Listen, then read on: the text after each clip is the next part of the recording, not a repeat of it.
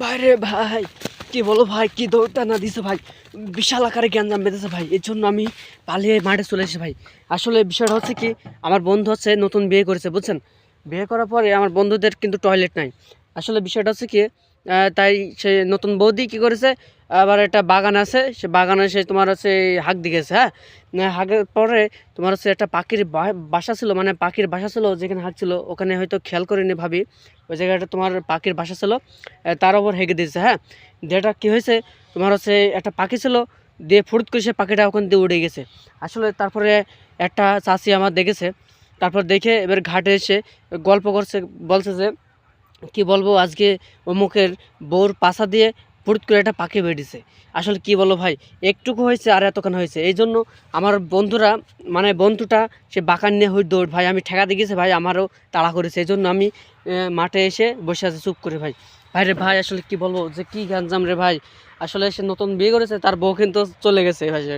ভাই টয়লেট নাই বলেছে, টয়লেট না করলে আমি বাসায় যাবো না। আসলে কি বলবো, আমার বন্ধুরে বললাম যে বন্ধু তুই আগে টয়লেটটা করে ফেলতে, তারপরে তুই যাই হোক করবি। আসলে কি বলবো, আমার বন্ধুটা বলছে ভাই এখন টাকা পয়সা নাই, কি বলবো এখন। আমি বলছি ঠিক আছে, তুই আমাকে ধার করে নিস দোষ, তবু তুই টয়লেটটাকে কর, না তো কিন্তু তোর বউ থাকবে না। যে সে বউকে আনতে গেছে ভাই, টয়লেট করার পর সে বউ তো আর আসে না ভাই, নজর চালায়।